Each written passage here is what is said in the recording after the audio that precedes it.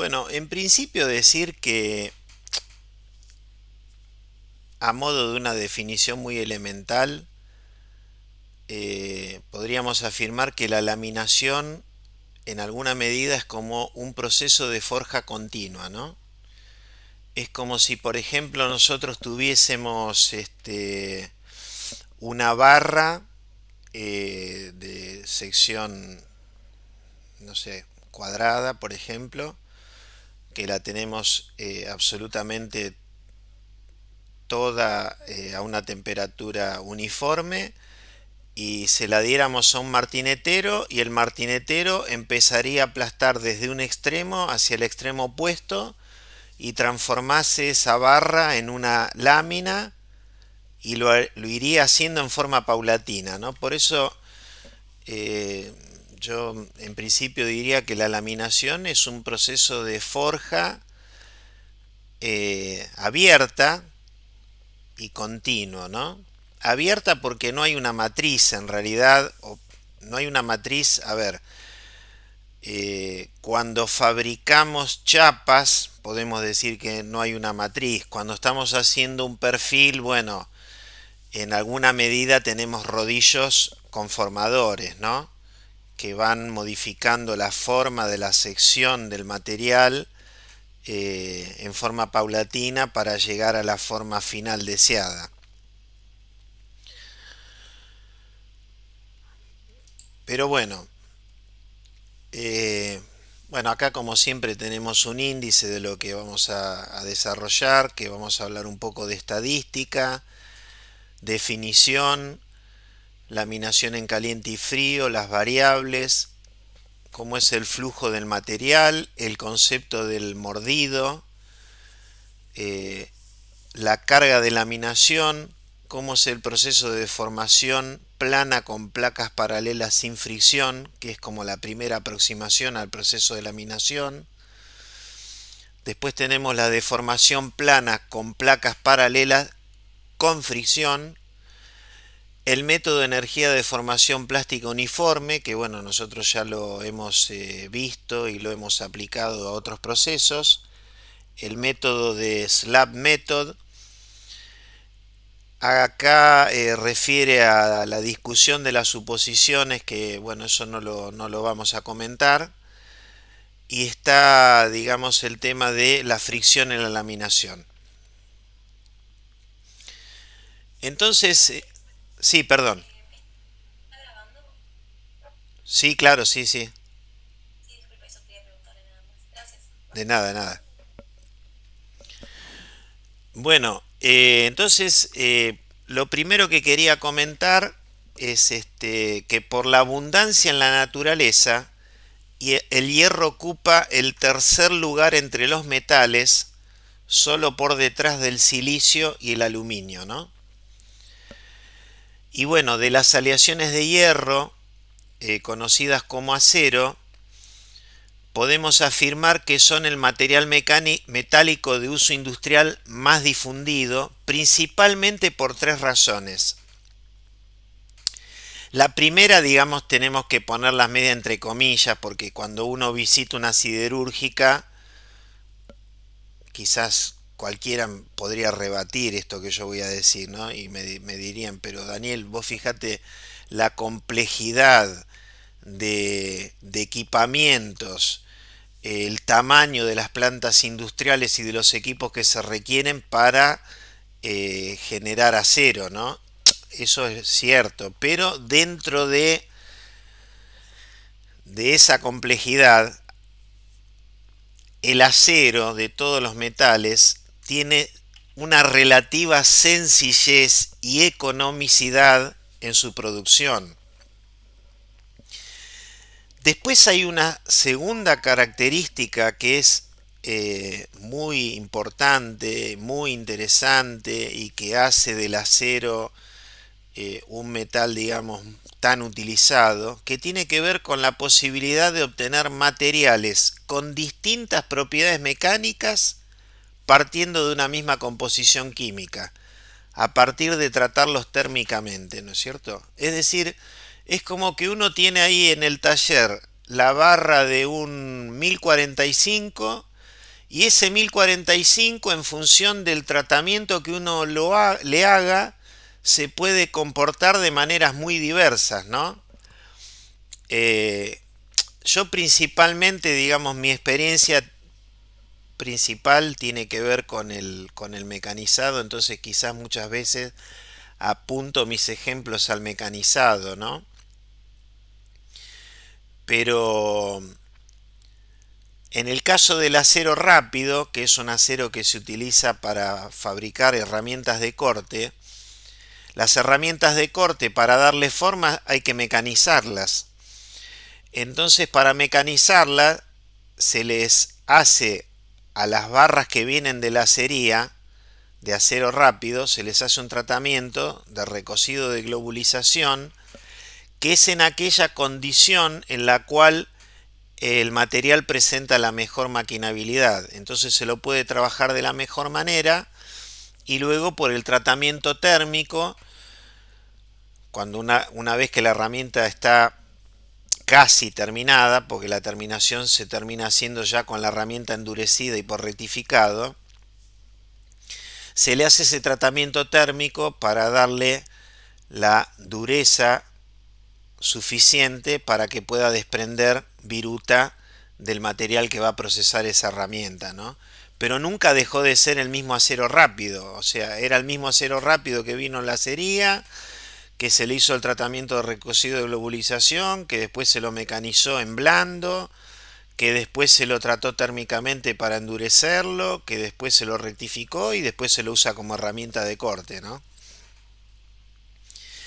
Y la tercera razón tiene que ver con el incesante trabajo de desarrollo de las empresas siderúrgicas, con el objeto de satisfacer las demandas, las necesidades de los usuarios, y en donde quizás uno de los casos más distintivos tiene que ver con los aceros de alta resistencia, que los aceros de alta resistencia en realidad surgen como una demanda de la industria automotriz, porque la industria automotriz, si bien lógicamente no conversan entre ellas, tienen objetivos globales, o uno observa que hay objetivos globales que básicamente tienden a que los vehículos sean más livianos, a que los vehículos sean más seguros, a que las estructuras de los vehículos frente a los impactos se deformen de manera tal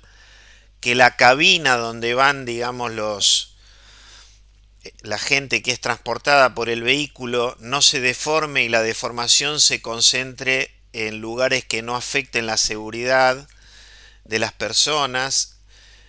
Y bueno, eso ha generado el desarrollo de estos aceros de alta resistencia, que el acero de alta resistencia lo que permite es fabricar piezas estructurales, que yo diría con un gran desarrollo de ingeniería en términos del material, porque en función de los requerimientos particulares que tienen las piezas estampadas, en función del lugar que ocupan en la carrocería del vehículo, bueno, se las fabrica esas piezas, por ejemplo el pilar B, que es la pieza que está entre las dos puertas de un vehículo de 4 puertas, ¿no?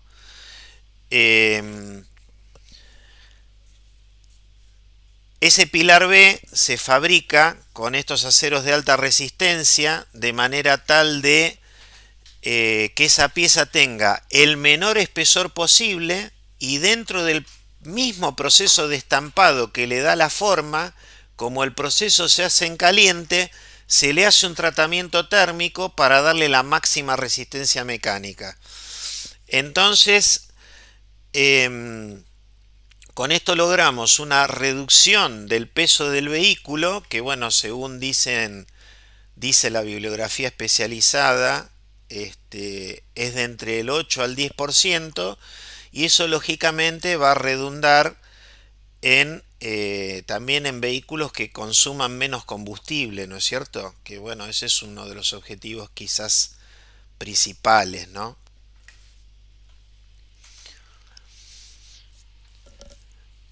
Nosotros ya esto lo hemos mencionado en más de una ocasión sobre que el proceso siderúrgico califica dentro de los denominados procesos primarios y es por medio de la laminación, que es lo que vamos a desarrollar, digamos, durante este PowerPoint, y es por medio de la laminación que se obtienen productos como pueden ser planchones. Cuando hablo de planchones estoy hablando de chapas gruesas, ¿no? Chapas, barras y palanquillas que sirven de materia prima para otras industrias. Las chapas, por ejemplo, para las empresas estampadoras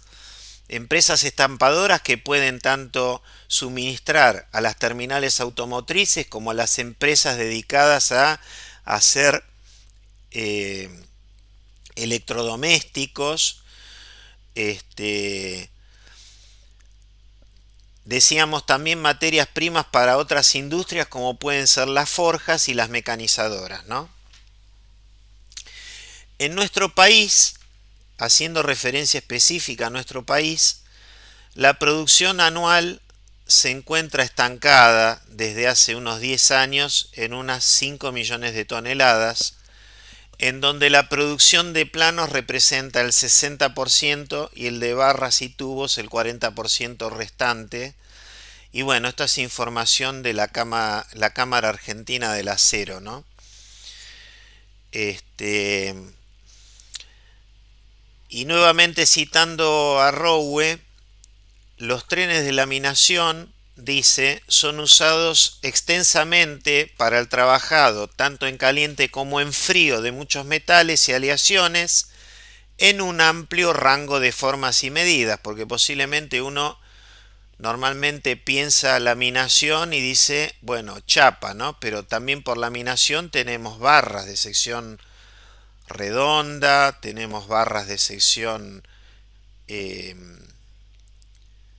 de sección cuadrada, tenemos los perfiles laminados en caliente, o sea, hay toda una variedad de productos, ¿no? Todos caracterizados porque son de sección constante. Alguno de los lingotes, que es el punto de partida de, digamos, de las siderúrgicas, es o un lingote o una palanquilla fabricada por colada continua, ¿no? Nosotros acá, por ejemplo, a Sindar, eh, el punto de partida es una colada continua, una palanquilla de colada continua de 160 milímetros de lado. Pero por ejemplo tenemos Forja Angeletti, que Forja Angeletti produce aceros especiales a partir de lingotes, ¿no es cierto? Algunos de los lingotes destinados a la producción de chapas de acero pueden pesar 20 toneladas y tener espesores de al menos de 300 milímetros de sección, ¿no? Porque los lingotes suelen tener sección cuadrada con aristas redondeadas o pueden tener algunas otras formas. Cada tren de laminación puede alcanzar una producción semanal de unas 50.000 toneladas en anchos de hasta 1800 milímetros, y eso haciendo una cuenta sencilla, si nosotros por ejemplo tenemos 52 semanas anuales y le restamos 4 dedicadas a mantenimiento, tenemos 48 semanas, y 48 semanas multiplicado por 50.000,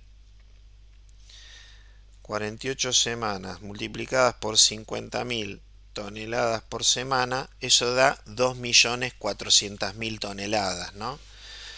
Eso quiere decir que una siderúrgica argentina importante puede perfectamente tener un único tren de laminación para alcanzar el nivel de producción que habitualmente tenemos anual, ¿no?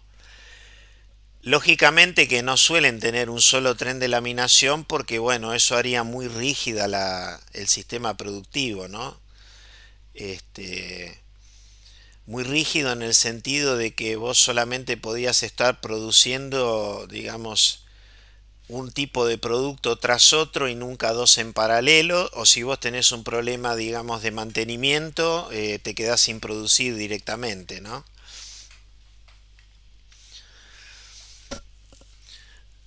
Bueno, yendo al tema de las definiciones y la diferenciación entre la laminación en caliente y las variables involucradas, la laminación es un proceso de conformado plástico que se aplica principalmente a aceros con distintos niveles de aleación, en el cual el metal es deformado mediante cilindros, ¿no es cierto? Que en la jerga también muchas veces se habla de rodillos de laminación. Eh, para que ustedes se den una idea, Asindar, por ejemplo, fabrica del orden de 25 grados de aceros diferentes, que son aceros de bajo y medio carbono, y normalmente eh, también aceros de medio y bajo carbono de baja aleación, por decirlo de algún modo, ¿no?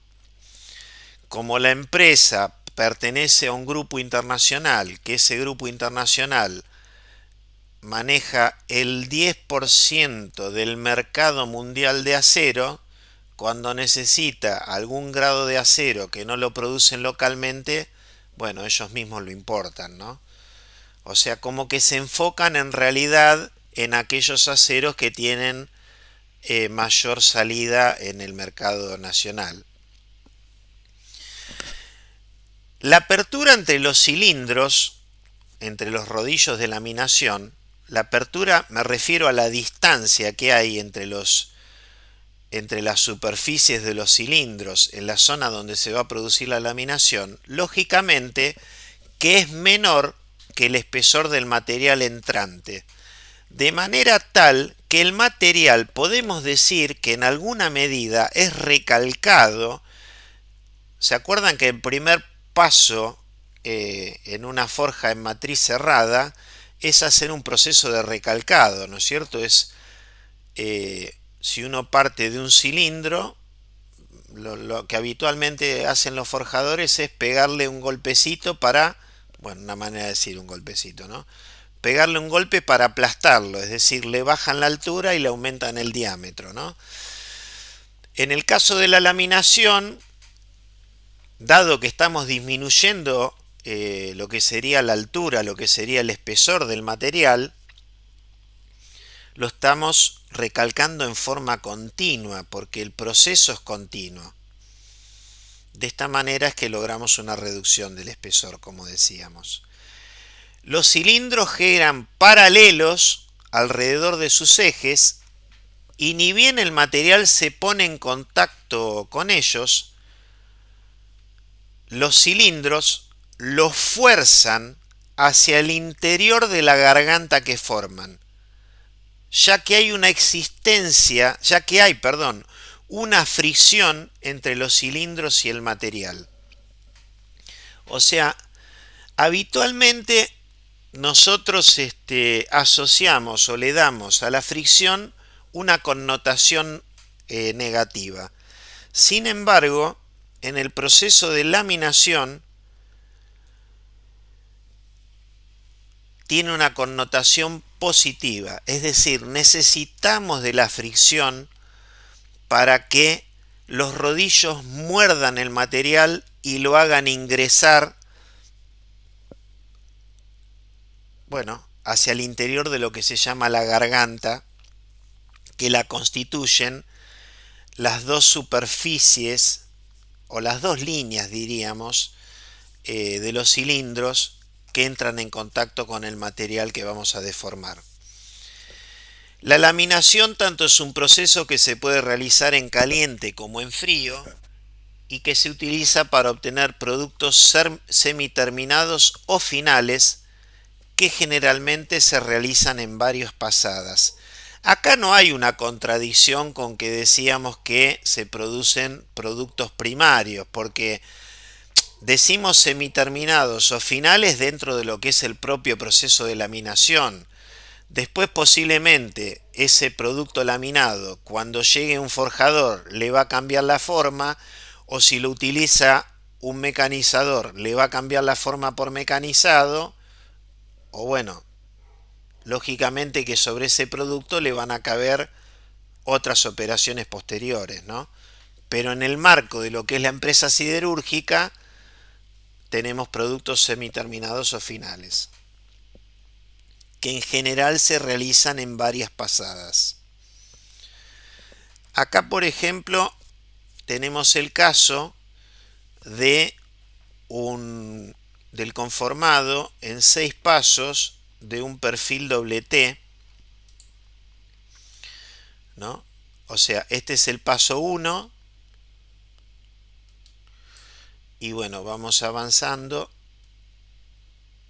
arriba hacia la derecha del paso 2, paso 3, pasamos a la línea inferior y vamos de la 4 hacia la final, que es el paso 6, ¿no es cierto? O sea, el proceso de conformado se va haciendo de manera paulatina. Fíjense, por ejemplo, acá creo que se ve bastante claramente. Acá tenemos el primer paso. Cuando pasamos del primero al segundo, fíjense cómo hay un alargamiento y un estrechamiento del material en la zona central, ¿no?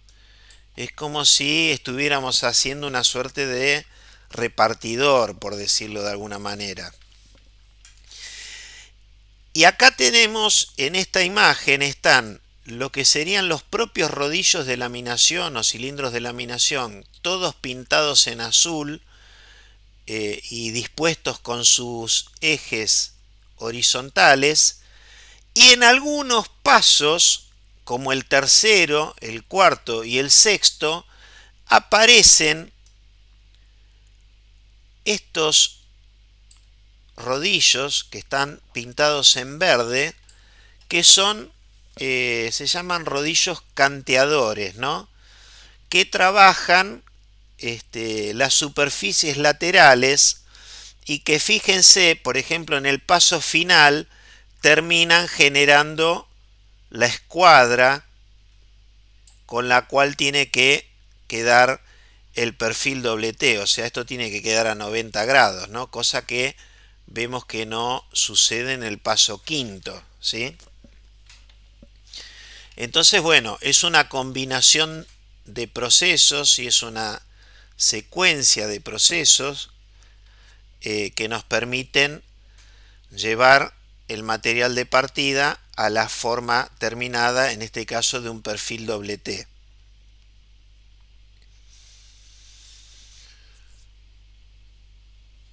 Bueno, acá hay un esquema correspondiente a lo que sería un laminador dúo. Se habla de laminador dúo porque son dos los rodillos. O sea, estos dos rodillos pertenecen a una estructura, que esa estructura es una caja de laminación, y esa caja de laminación está constituida por dos rodillos. Acá tenemos el lingote de sección cuadrada, y en esta caja desbastadora, habla de desbastadora porque en realidad es una forma inicial, lo que se hace es reducir el espesor de este lingote y ensancharlo y producir lo que sería un planchón, ¿no es cierto? Como se ve acá.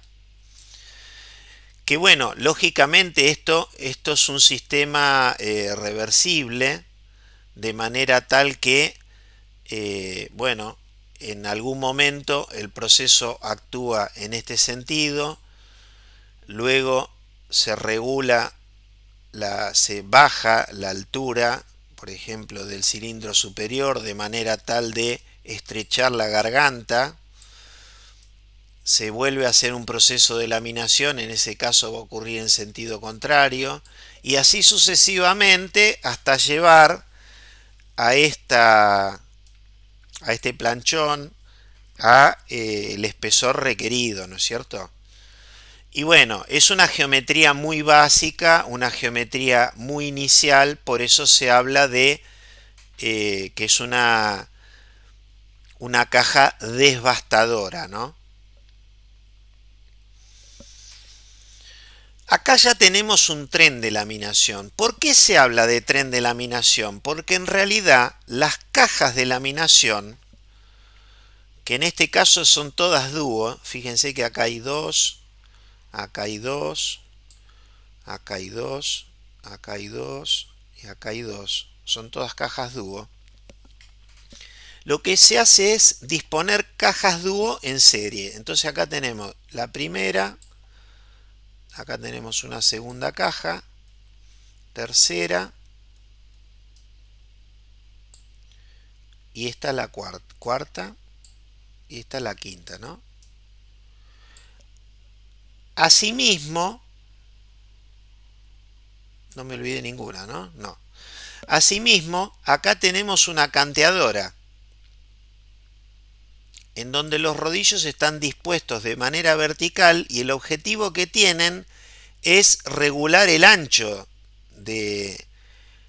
En este caso es un tren de laminación de flejes, ¿no? Fleje se refiere, sería como una chapa angosta que tiene un ancho, o sea, un ancho reducido, en este sentido estamos hablando, ¿no? Entonces, bueno, acá ¿qué pasa? Acá tenemos lo que sería el planchón o el slab que viene del proceso anterior. Ese slab nosotros acá lo hemos calentado, lógicamente, porque bueno, es un proceso en caliente. Tenemos este planchón en caliente.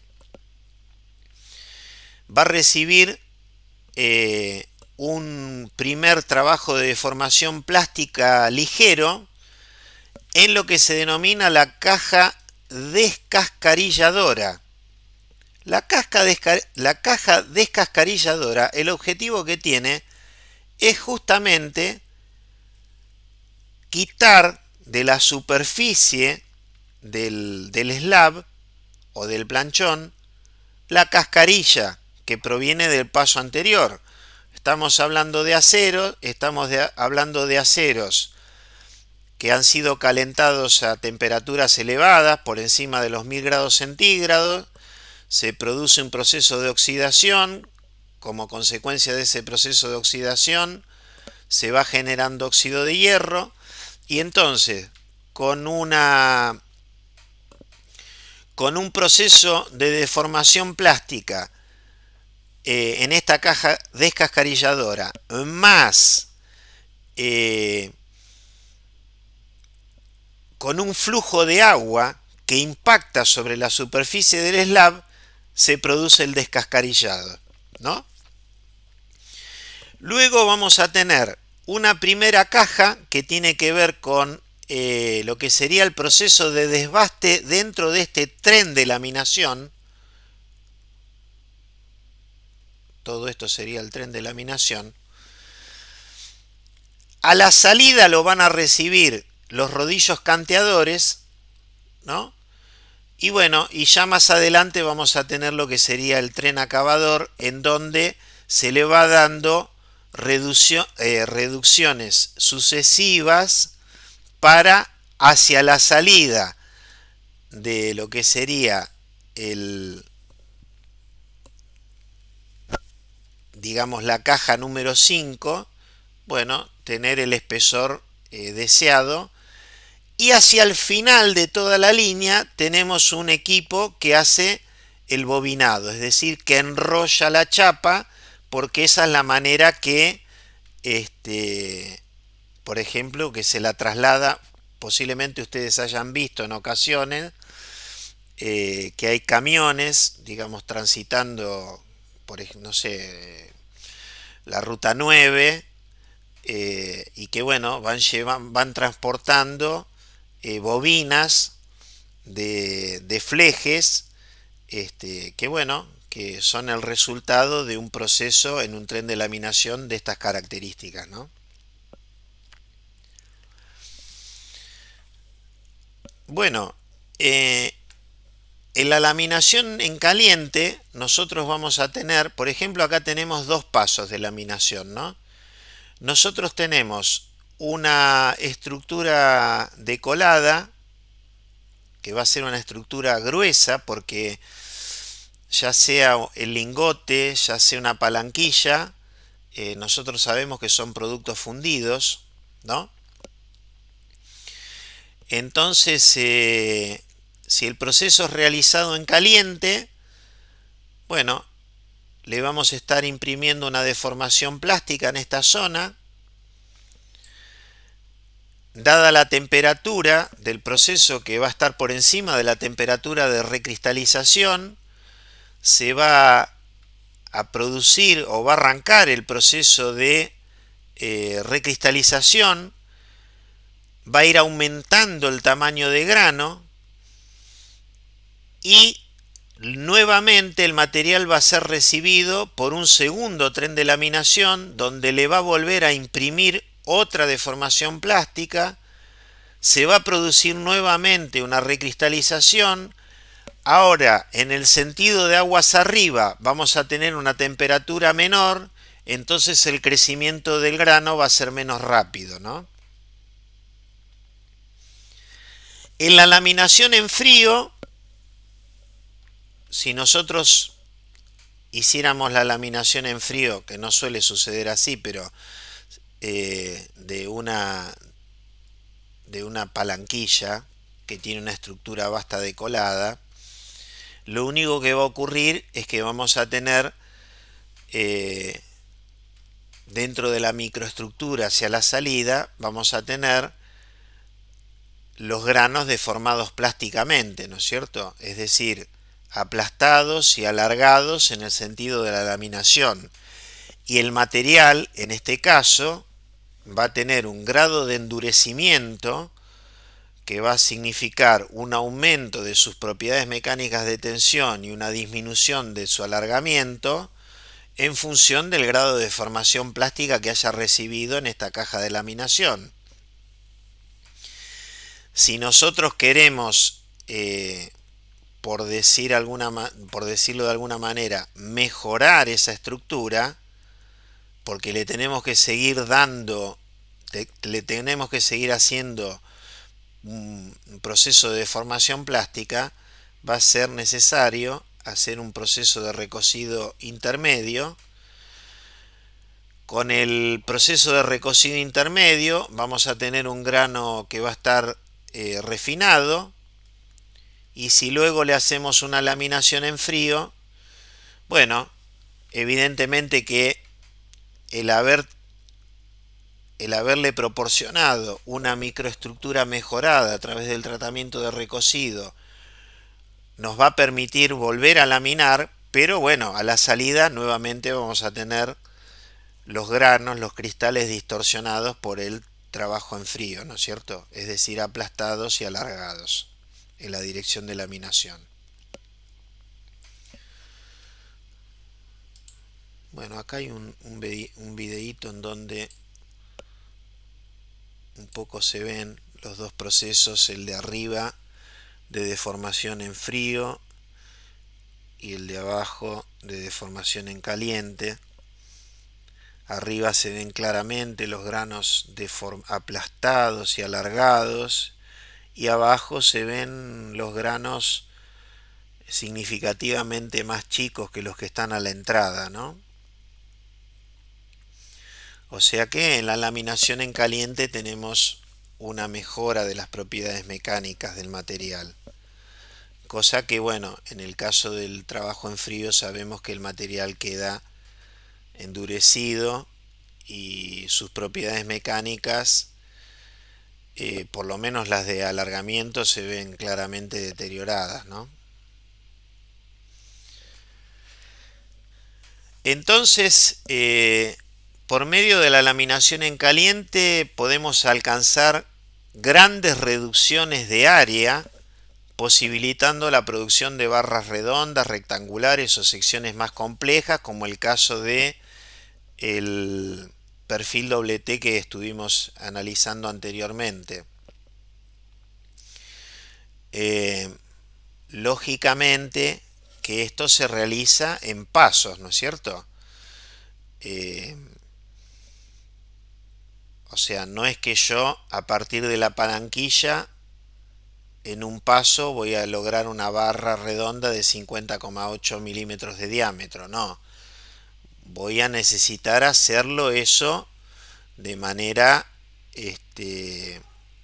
secuencial, y la cantidad de pasos se va a ver incrementado en la medida que mayor sea la diferencia de forma y de medida del material, o sea, de la sección final respecto del material que le dio inicio al proceso, ¿no? Entonces decíamos que la laminación en caliente lo que hace es destruir la estructura decolada, refinando el tamaño de grano, otorgándole una mayor homogeneidad al material y aumentando la tenacidad y la resistencia, ¿no? Y en la laminación, a diferencia de lo que sucede en la extrusión, fíjense que la presión y la deformación se hallan restringidas a un volumen de material muy acotado, ¿no?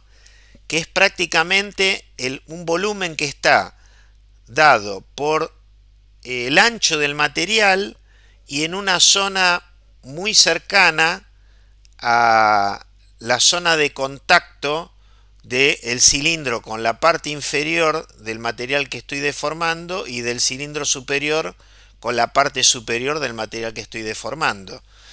Y es por esta razón que nosotros podemos procesar grandes lingotes usando equipos. Cuando hablo de equipos me estoy refiriendo a un tren de laminación individual, ¿no? Estamos hablando de un tren de laminación individual cuya capacidad de carga es moderada, ¿no es cierto? Porque está haciendo una deformación plástica en un volumen relativamente acotado. Esto se ve claramente en esta imagen, en donde por una cuestión de facilitar, digamos, la visualización, lo que se hizo fue eliminar el rodillo superior, ¿no? Entonces acá tenemos el rodillo inferior. Este es el sentido, digamos, de la laminación. Entonces acá tenemos el material a la entrada, que tiene un espesor H0, y este es a la salida, en donde tiene un espesor H sub F, ¿correcto? Y fíjense que la zona donde se produce la deformación plástica es esta zona donde estamos observando que el material tiene una cierta conicidad, ¿no? O sea, este volumen es al que nos estábamos refiriendo cuando decíamos un volumen acotado de material. El material se está deformando plásticamente en esa zona, ¿no? Y bueno, acá fíjense que hay un ancho a la entrada W0 y un ancho a la salida WF, que ustedes recordarán que en la medida que la relación entre el ancho y el espesor, si es mayor que 10, prácticamente no va a haber un cambio en el ancho de W0 a WF, es decir, prácticamente el proceso va a ocurrir a ancho constante, lo que lógicamente se va a modificar el espesor y se va a alargar el material, ¿no es cierto? Y eso va a producir un cambio de velocidad, que bueno, después lo vamos a analizar, ¿no? Acá se ve lo que sería, yo les decía, una caja de laminación, ¿ven? Esto sería una caja de laminación. Acá tenemos los dos rodillos, el rodillo superior, el rodillo inferior. Y bueno, acá están los accionamientos mecánicos que permiten regular la altura para variar, digamos, la altura de la garganta entre los dos rodillos, ¿no?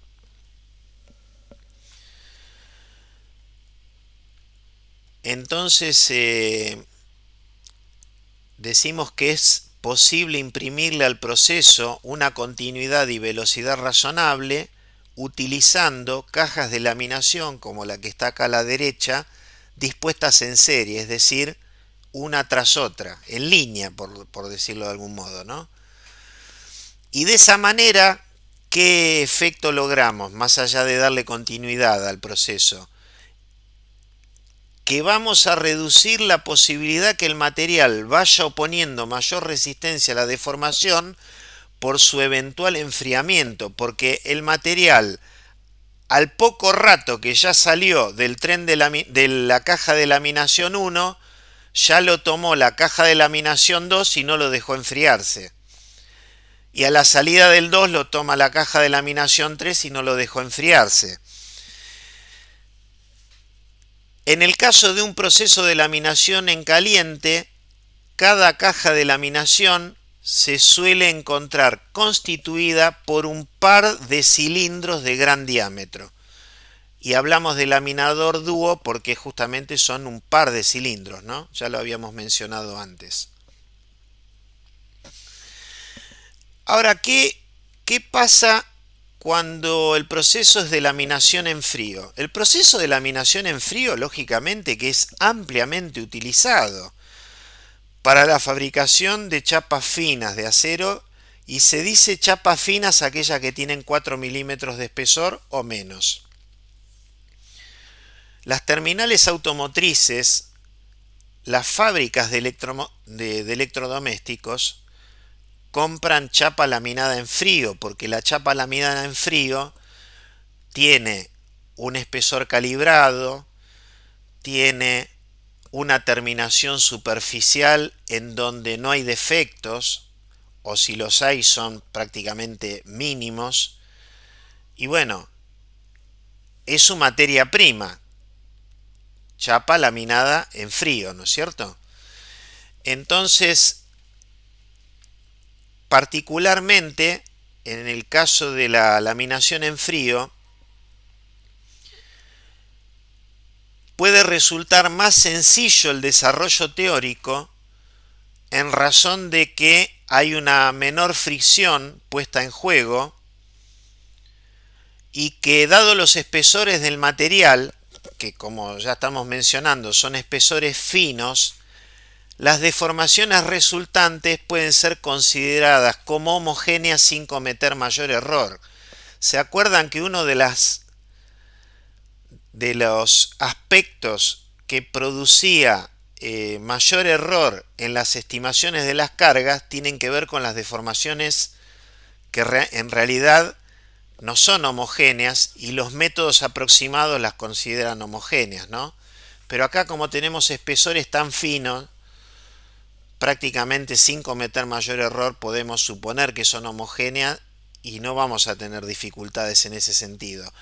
La dificultad en las estimaciones tienen que ver con que, como hay un endurecimiento, lo que sería la tensión de fluencia en realidad se va modificando justamente por la deformación plástica, cosa que no sucede en los procesos en caliente, ¿no? En el caso de los procesos de laminación en frío, es habitual que los trenes de laminación estén constituidos de laminadores cuartos. ¿Por qué se les llaman cuartos? Porque tienen 4 rodillos. 2 rodillos grandes, digamos el inferior y el superior, y 2 rodillos de menor diámetro que son los que le imprimen la deformación plástica a la chapa, y los grandes, básicamente, el objetivo que tienen es otorgarle una mayor rigidez al conjunto y limitar la flexión de los rodillos pequeños. ¿Por qué? Porque aunque uno le dé la sensación que por ser espesores finos, las cargas involucradas, en teoría uno pudiera pensar que son menores, no lo son así porque, por un lado, las propiedades mecánicas del material son elevadas y por otro, sabemos nosotros que cuanto más fino un material, más carga se necesita para provocarle la deformación plástica, ¿no? Entonces, acá vamos a ver algunas variables del proceso de laminación.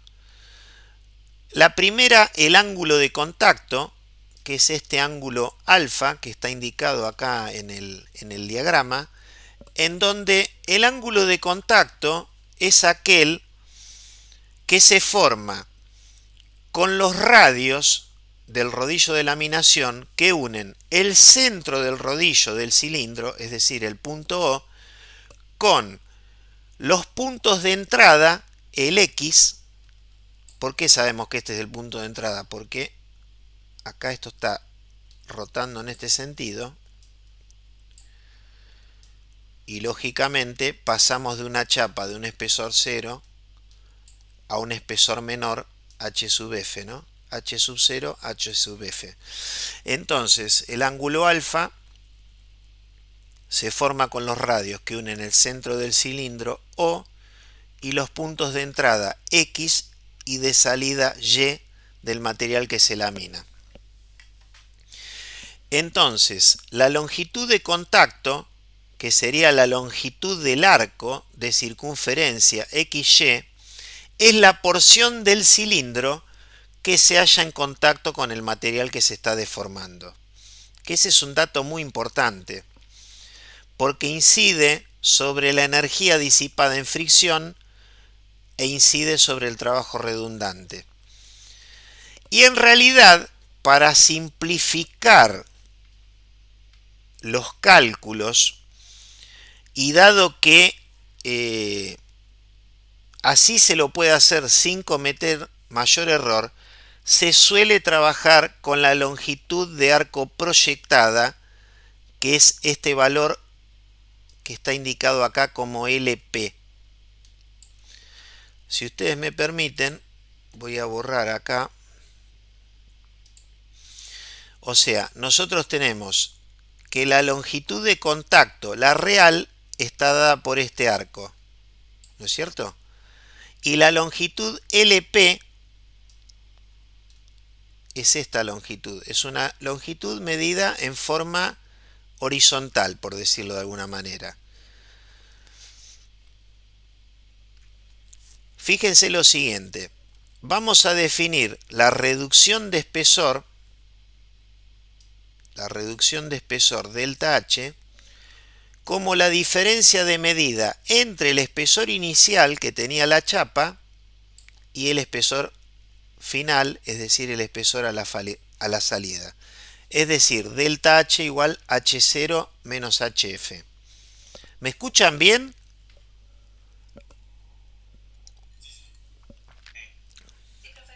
Gracias. Bueno, y entonces ahí nos queda definido en este esquemita. Fíjense que tenemos un triángulo que es OX, ¿sí? No sería Y, sino que sería un punto Y'. Esto yo lo voy a agregar ahora. Y'.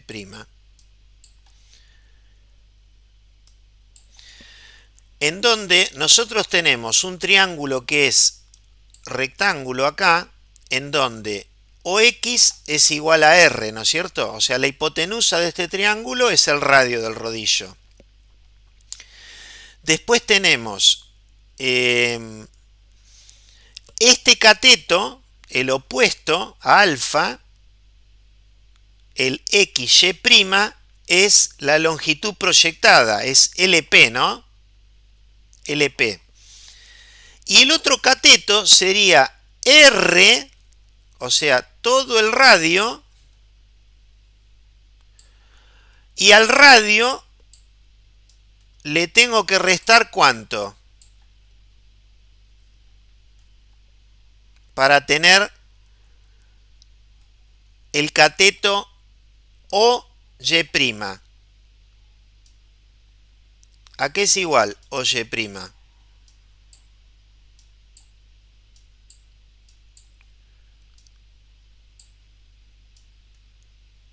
Es igual a R menos, ¿qué le tengo que restar?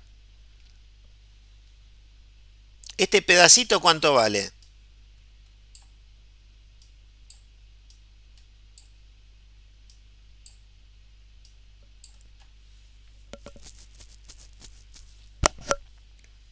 ¿No es delta H sobre 2 eso? O sea, le tengo que restar delta H sobre 2, ¿correcto? Entonces, bueno, si yo tengo un triángulo rectángulo ahí, yo puedo decir que la hipotenusa, es decir, R cuadrado, es igual a LP al cuadrado más R menos delta H al cuadrado. Perdón, R menos delta H sobre 2 al cuadrado. Y de ahí podría despejar el valor de LP, ¿no? Básicamente lo que hicimos ahí fue eso. Y luego, trabajando, se llega a que la longitud proyectada es igual a la raíz del radio del rodillo por la reducción de espesor delta H. O sea, nos queda una expresión de la longitud proyectada en función del radio del cilindro o del radio del rodillo de laminación y de la reducción de espesor que le estamos dando en esta caja de laminación. ¿Está bien?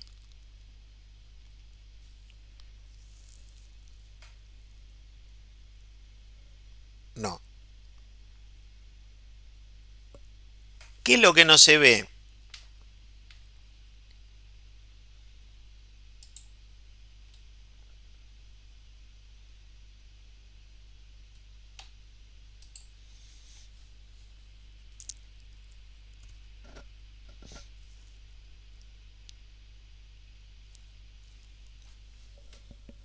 ¿Me escuchan?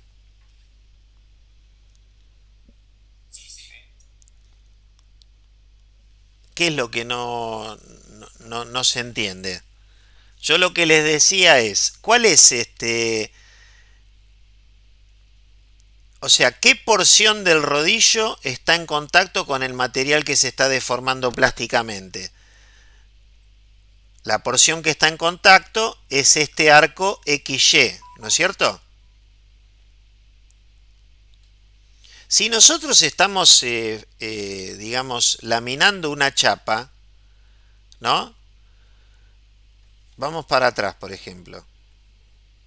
Si yo, por ejemplo, estoy laminando una chapa, como veo acá, ¿no? Si yo hago un corte con un plano, digamos, perpendicular al eje de los rodillos, ya sea que ese plano de corte pase por acá, pase por acá, pase por acá, pase por acá, cualquiera sea el plano, con tal de que sea perpendicular al eje de los rodillos, veo siempre lo mismo, ¿no? Por eso, yo en vez de trabajar con un dibujo en 3 dimensiones, trabajo con un esquema en 2 dimensiones. ¿Está bien? Ahora, lo que yo les decía era que es factible, en vez de utilizar una porción de una circunferencia, es decir, un arco, en vez de considerar al arco como longitud de contacto, lo que vamos a hacer es considerar a esta longitud proyectada. Esto lo voy a llamar LP. ¿Y por qué lo puedo hacer así? Porque si por ejemplo nosotros hiciéramos un dibujo en un CAD, ¿no? Dibujáramos en una computadora un esquema de estas características y midiéramos la longitud de ese segmento LP y la longitud del arco XY, ¿cómo haría yo para calcular la longitud del arco? ¿Qué fórmula usaría? Si yo quiero saber cuánto mide el arco XY, ¿qué tengo que hacer? ¿A qué es igual esto?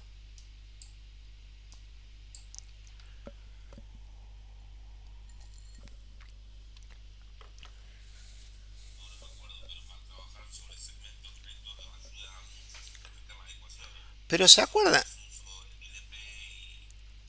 pero se, claro, radio por el ángulo, ¿no? Entonces, de nuevo, si yo, por ejemplo, me hago este dibujo en un CAD, ¿no? Entonces yo le doy medida. Supónganse, no sé, el cilindro, vamos a suponer que tiene 1000 milímetros de diámetro, por decir 800, ¿no? La chapa tiene un espesor inicial de, no sé, 100 milímetros. Y a la salida tiene 90, ¿no? Bueno, cuando yo dibuje eso, me va a quedar definido una posición del punto X, ¿correcto? Definida la posición del punto X, voy a tener un valor de alfa. Si yo mido en el CAD el alfa y lo multiplico por el radio, me va a dar el valor de X. Y si por otro lado mido una distancia horizontal desde el punto X paralelo, digamos, a lo que sería el eje de este material que estoy laminando, y determino el valor de LP, vería que la longitud del arco XY y el valor de LP son prácticamente iguales. Por eso es que se trabaja con esta longitud proyectada. Y este pequeño desarrollo, a través de resolver un triángulo, con la relación de Pitágoras, ¿no? En donde el cuadrado de la hipotenusa es igual a la suma de los cuadrados de los catetos.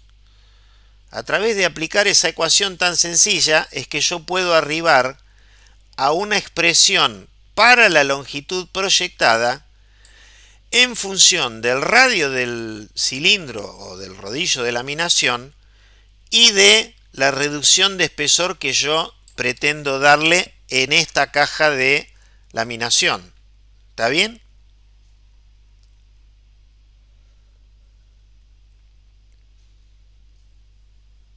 Eso me lo entendieron. Después, bueno, el desarrollo, después lo miran en todo caso.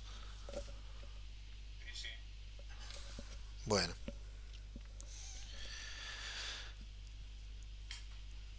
Y ahora vamos a conversar sobre algunas cuestiones que nosotros ya nos hemos referido a si penetra o no penetra el flujo plástico. ¿De qué estoy queriendo hablar? Estoy queriendo hablar de este diagrama, ¿se acuerdan, no? La relación P sobre 2K en función de la relación entre, podemos decir, el ancho de un punzón y el espesor del material que queremos deformar plásticamente. ¿Está bien? ¿Se acuerdan de este diagrama?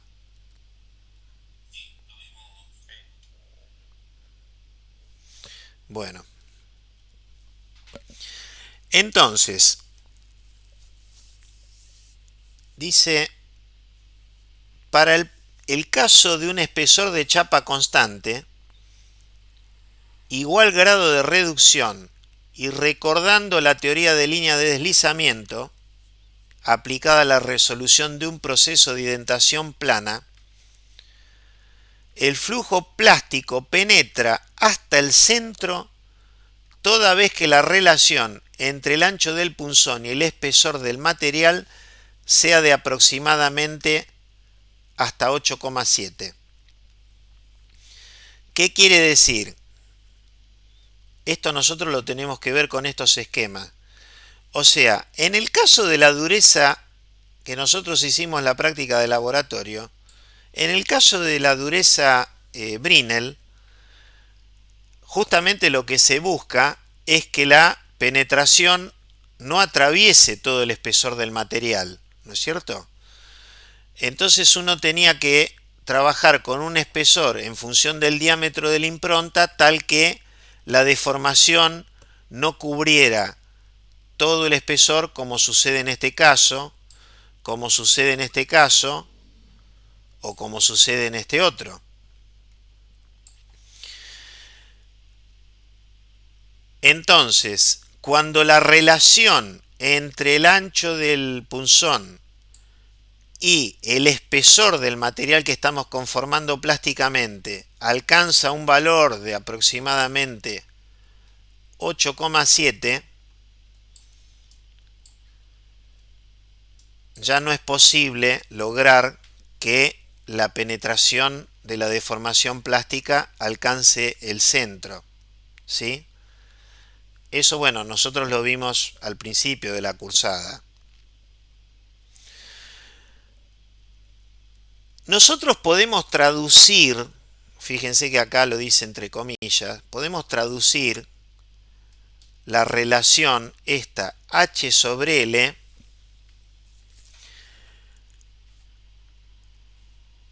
para la laminación como el espesor de la chapa, porque H es espesor en ese gráfico, y L sería el arco de contacto, ¿no?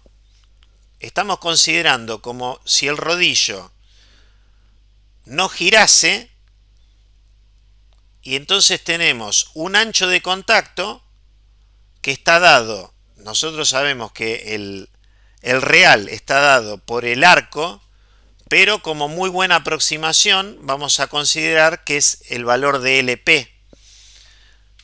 Hasta ahí me siguen. Lo único que estamos diciendo es que la relación H sobre L que está en este gráfico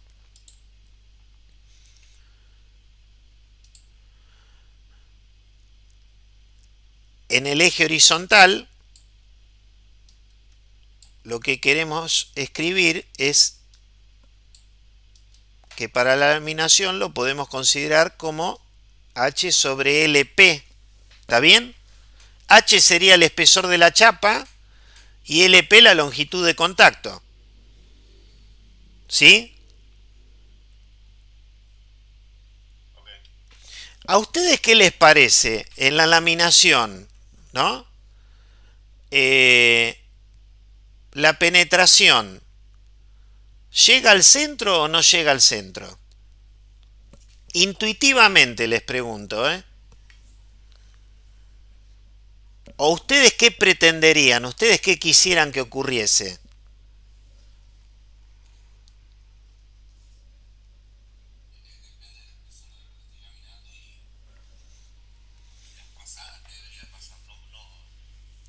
Ahora David, por ejemplo, ¿no? De todos los materiales que vos le comprás a los distribuidores de las acerías, ¿no? ¿Vos qué pretenderías para tener buenas propiedades mecánicas en esos materiales? ¿Que la penetración haya llegado al centro o no haya llegado al centro?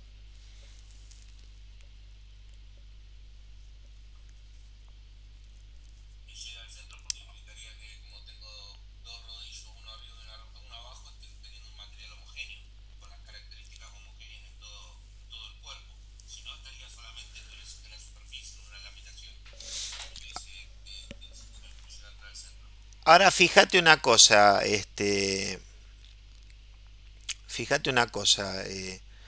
David. Si yo tengo, por ejemplo, un rodillo de laminación pequeño, ¿no es cierto? Y tengo una chapa de espesor grueso. Y lógicamente abajo tengo el otro rodillo, lógico, ¿no? Siempre son mínimo de a pares. Si la longitud de contacto es pequeña, ¿no es cierto? Y el espesor es grueso, ¿cómo sería esta relación? ¿Para dónde va? ¿Para la izquierda o para la derecha del eje horizontal? No, de nuevo, de nuevo. Si H es grueso, H es grueso y LP es chico. ¿Para dónde vas? Tenés un número grande arriba y un número chico abajo.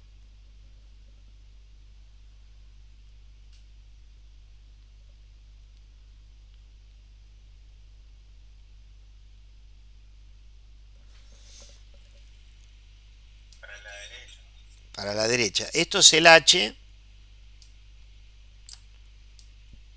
¿no es cierto? Y el LP, imagínate que el LP es tan poco que fuera un punto. Una línea sería, ¿no? Acá en esta vista sería un punto. Esto se va para acá, para la derecha, ¿no? El diagrama este lo que te dice es que por más que vos aumente la presión hasta 2,57 veces el valor de K, no va a haber forma que vos llegues con la deformación plástica al centro. ¿Está bien? Entonces, vos podés diseñar cada paso de laminación de manera tal que manejando la longitud proyectada, que la longitud proyectada dijimos que dependía del radio y de la reducción de altura o de espesor, ¿correcto? Y en función del espesor que tenga el material, vos lo que tenés que hacer en cada paso es venir para este lado. Y de hecho, si ustedes se fijan acá en el encabezado, acá nos ponen sheet and strip rolling. Quiere decir que la laminación se encuentra en esta zona.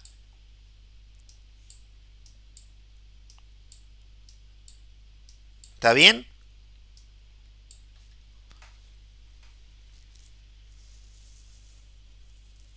¿Se ve?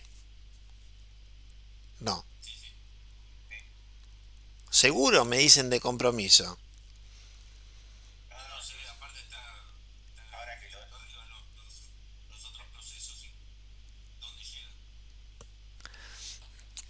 Fíjate que, por ejemplo, en el de dureza es una condición para que, a ver, para que vos midas la dureza de tu material, la penetración no tiene que pasar para el otro lado, porque en la medida que pase para el otro lado, el valor, tu medición va a quedar afectado por donde vos estás apoyando el material que vos estás midiendo su dureza. ¿Se entiende? Si vos tenés un durómetro Brinell que tiene una placa de apoyo para el material que vos le querés medir la dureza, que tiene 65 Rockwell C, y vos te pones una placa de aluminio finita y le metés una carga enorme y con la penetración pasás para el otro lado, ¿ustedes qué piensan? ¿Van a estar midiendo la dureza del aluminio o la dureza del acero que está como apoyo? Y sí, claro, lógico.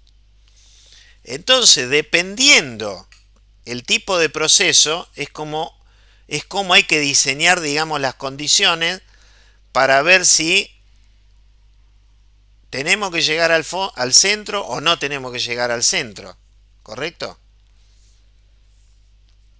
A ver, en los procesos de fabricación de piezas por conformado plástico, el objetivo siempre tendría que ser poder llegar al centro. A veces no se puede, por las dimensiones que tiene el material.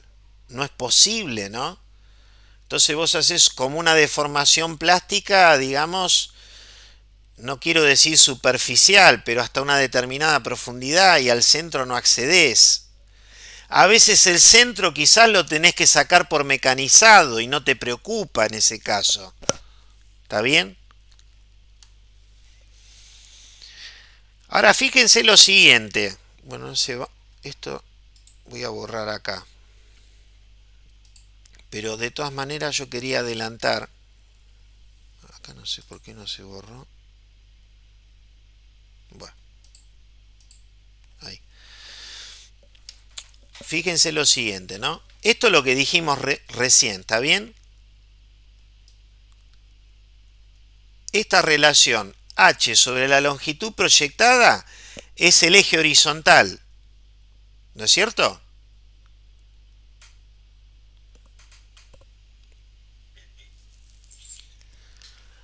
Bien. Dice, para igual reducción, ¿no? Yo tengo una reducción determinada. Tengo un valor de delta H determinado, ¿no? Dice, a menor diámetro de rodillo, menor arco de contacto. ¿De dónde sale esto? Sale de que LP, lo vimos hace un ratito, es igual a R por delta H, y de esto era la raíz, ¿no? Esta es la formulita que vimos acá, la que está redondeada ahí abajo, la 2. LP igual raíz de R por delta H.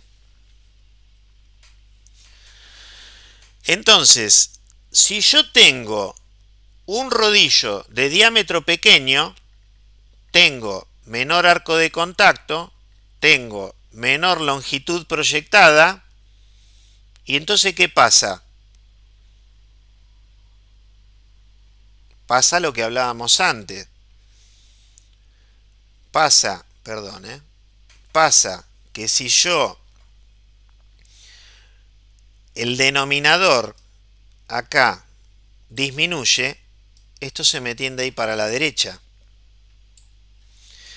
Es decir, que cuando yo utilizo rodillos chicos, cuando yo utilizo rodillos de pequeño diámetro, como es el caso de los rodillos de laminación en frío, que me va a conducir indefectiblemente a una longitud proyectada chica, en el diagrama me va a correr hacia la derecha. Y yo la única forma que voy a tener de poder llegar con la deformación al centro es si yo aumento la presión. ¿Está bien? Por el contrario, si yo utilizo un rodillo de gran diámetro, va a resultar un mayor arco de contacto. Lo veo acá. Si R aumenta, para delta H fijo, ¿qué pasa con LP?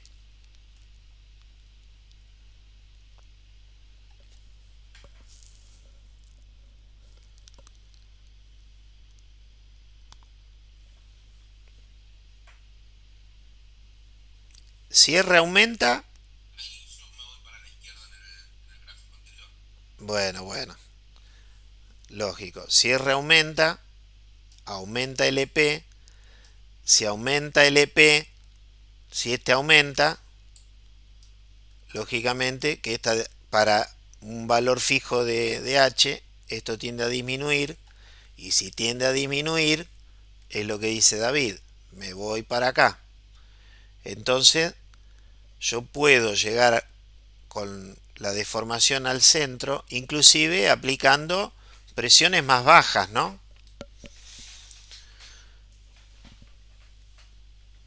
Aplicando presiones más bajas. Bueno, entonces lo que nosotros acá estuvimos analizando es este gráfico, que ya lo habíamos visto con anterioridad, pero ahora particularmente enfocado en el proceso de laminación de chapa. ¿Sí?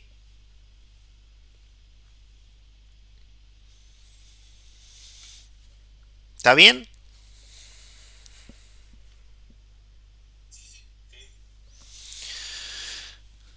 Bueno, con relación al flujo del material,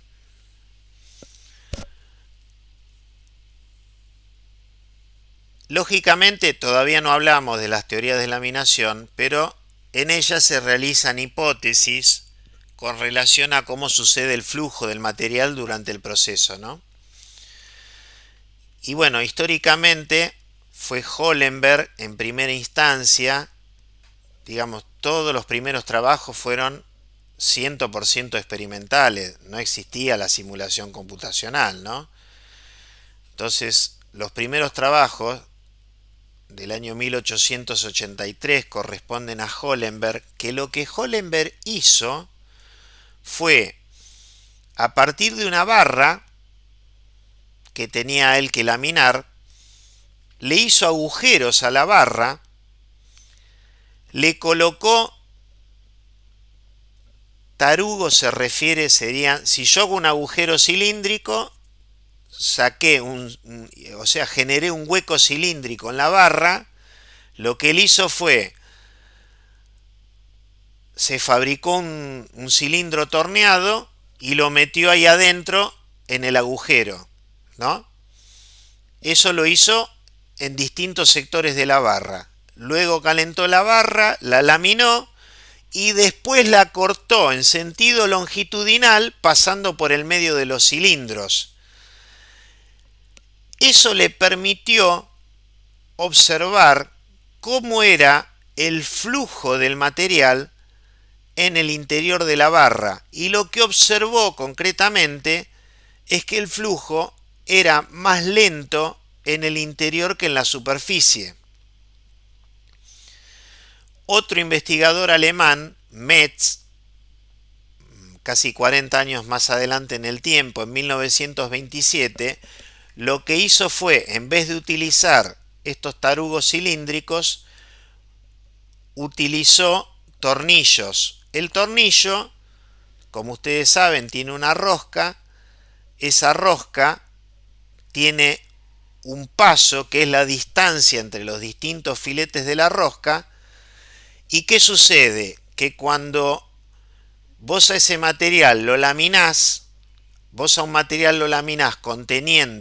incorporando estos tornillos, el cambio de paso es un indicativo del grado de compresión que sufre el material a diferentes alturas, ¿no? Ahora, lamentablemente vos al agujerear el material, agregarle otro material que seguramente tenía diferentes propiedades mecánicas al material de la barra, en realidad estaba generando una modificación, digamos, en el material, y las conclusiones posiblemente no son tan buenas, no son tan certeras, ¿no? A modo de resumen de toda esta serie de experimentos, y hubo otros que, bueno, están, digamos, más detallados en el apunte que hay sobre laminación, se llega, digamos, a las siguientes conclusiones: que las secciones planas perpendiculares a la laminación no permanecen planas, es decir, que la deformación es inhomogénea, y que el flujo del material es constante a lo largo de la barra. Esto quiere decir lo siguiente, ¿no? Vamos a suponer que acá yo tengo un espesor de una chapa laminada, ¿no?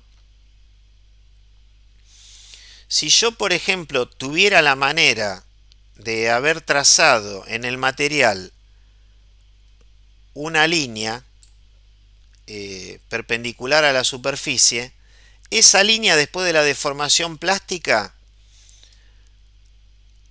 se habría transformado en algo como esto.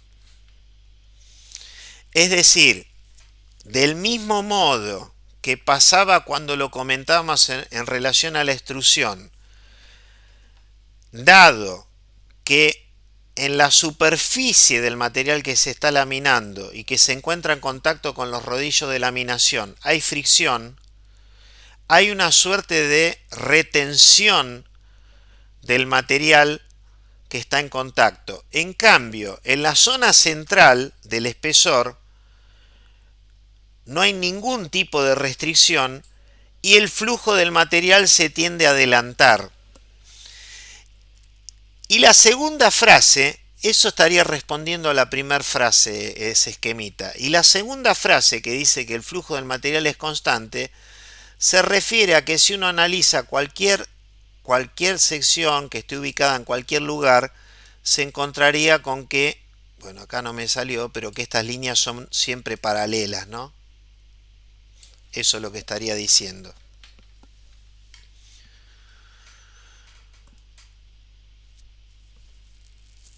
Acá, por ejemplo, tenemos una imagen. Esto no es de una laminación, sería de un proceso de compresión.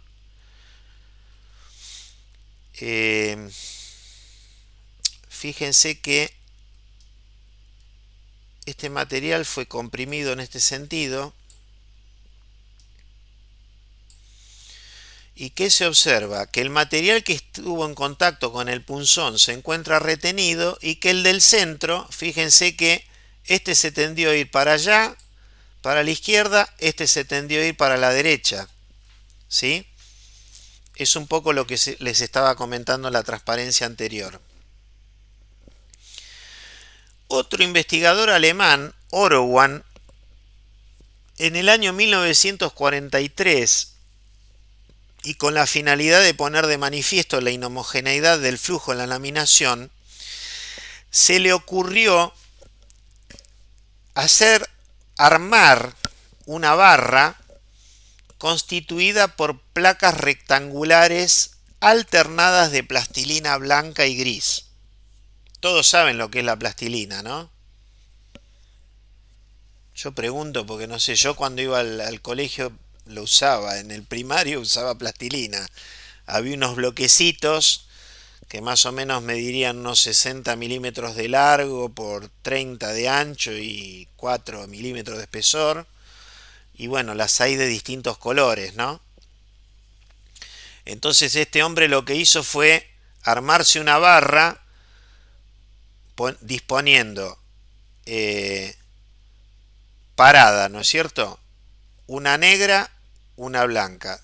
Negra, blanca y así armó una barra.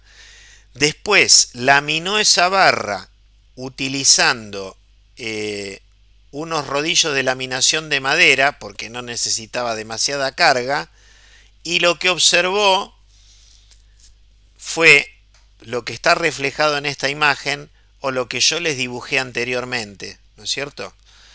Es decir, que el flujo del material no es homogéneo porque una sección plana después de la laminación no se mantiene plana, sino que el centro se adelanta porque lo que está en contacto con los rodillos está retenido por efecto de la fricción. ¿Está bien?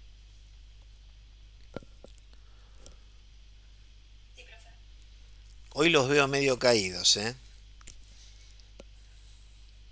¿Puede ser?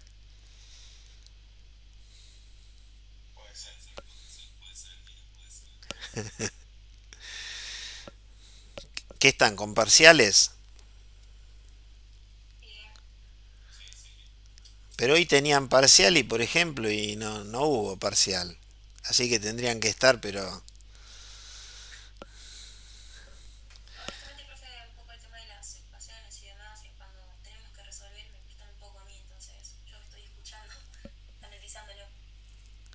Bien.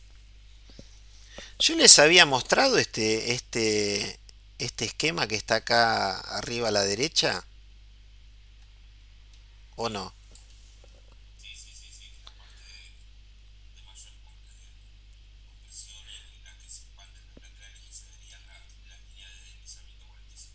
Muy bien, muy bien. Esto es la compresión de un cilindro que por efecto de la fricción se abarrila. La mayor deformación plástica se concentra en las diagonales.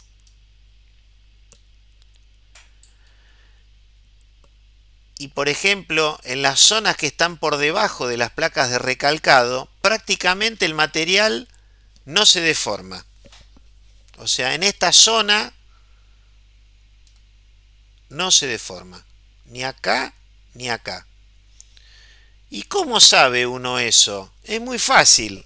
O sea, haciendo un simple ensayo de compresión en frío de un cilindro, después lo cortás por su plano medio y le haces un mapa de durezas. Y ahí vas a ver dónde endureció y dónde no endureció.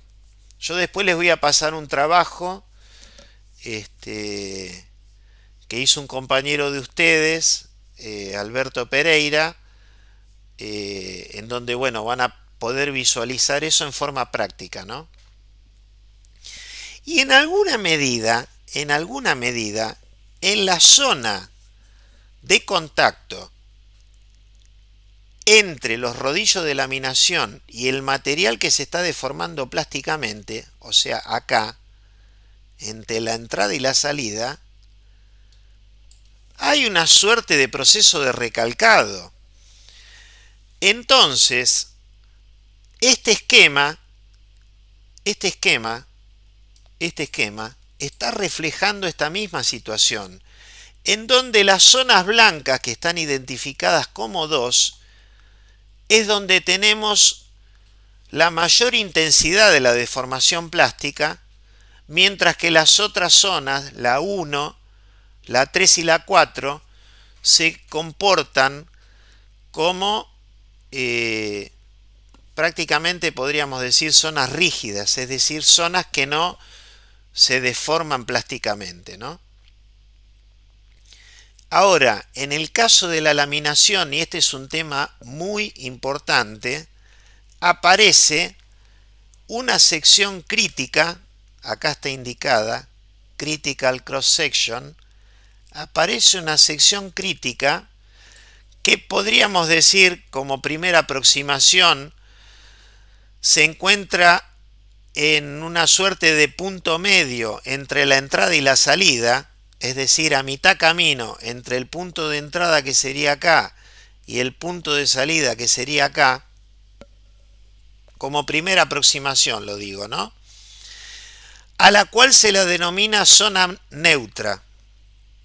Y que bueno, ahora vamos a profundizar un poco más sobre ella, ¿no?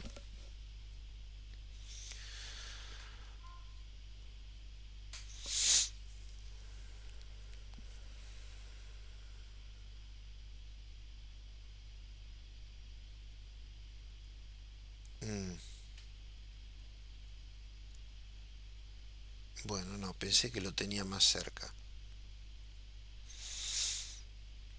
Claro, no, me aparece más adelante el tema de la zona neutra. Bueno,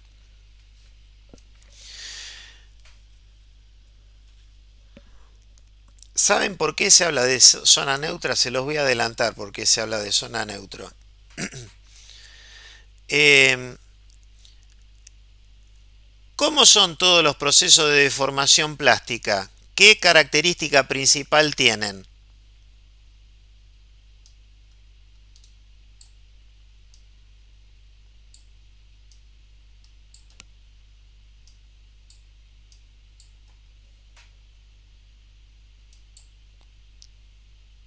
So- Son procesos de volumen constante, ¿no? ¿Qué quiere decir eso? Que el volumen de material que yo tengo antes de la deformación y el volumen de material que yo tengo después de la deformación son el mismo, ¿no? Si yo digo que entre la entrada y la salida le reduzco el espesor, es decir, paso de este espesor H1 a este espesor significativamente menor H2, ¿no? Y si por lo que comentamos antes, por ejemplo, el ancho del material que yo estoy procesando es 10 veces o más que el espesor, el ancho del material no se va a ver modificado entre la entrada y la salida. ¿Qué es lo que va a pasar con el material en sentido longitudinal?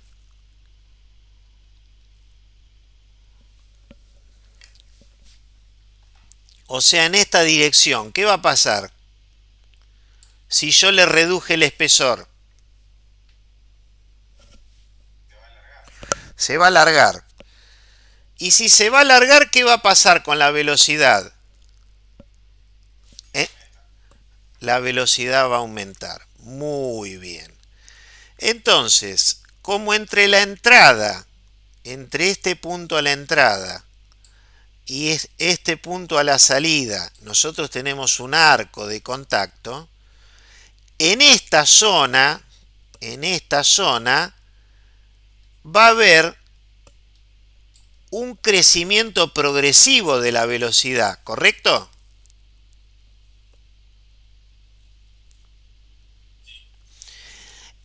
Ese crecimiento, a ver, los rodillos de laminación, estos rodillos de laminación, giran a un número de revoluciones, X. Giran a X revoluciones por minuto, ¿no? Si yo multiplico el número de revoluciones por el radio, ¿qué tengo? Tengo la velocidad tangencial acá, ¿no?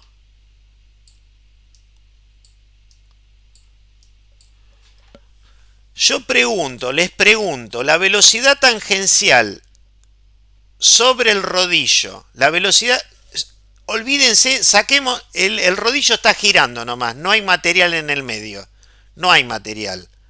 La velocidad tangencial, ¿podemos decir que es constante?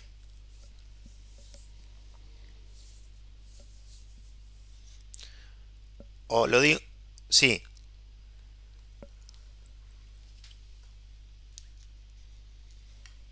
La velocidad tangencial, el módulo de la velocidad tangencial, ¿podemos decir que es constante?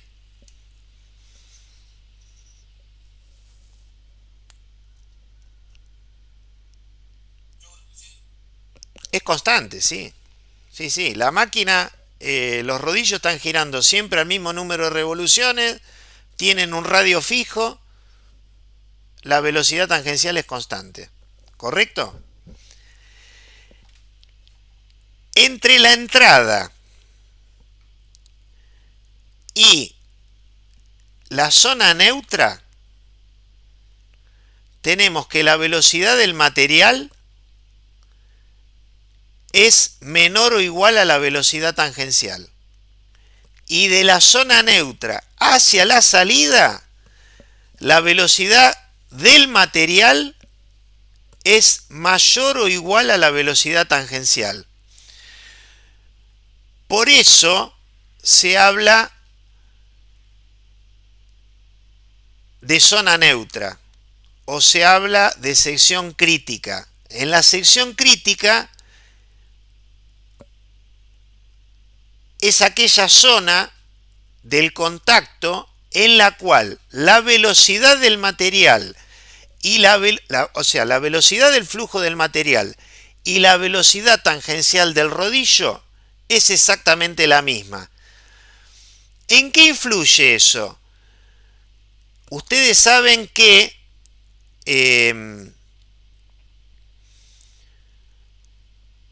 digamos que la velocidad va a influir sobre la fricción, ¿no es cierto?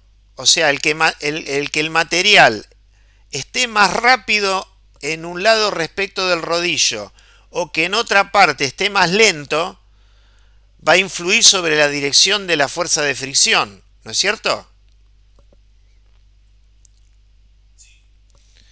Bueno, por eso la importancia de esa sección crítica,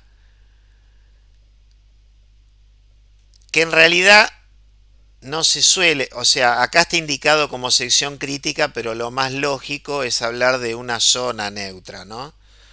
Porque en realidad, si bien es una región estrecha, es una zona, es una región, no es una línea, ¿no? Eh, entonces, bueno, yo les diría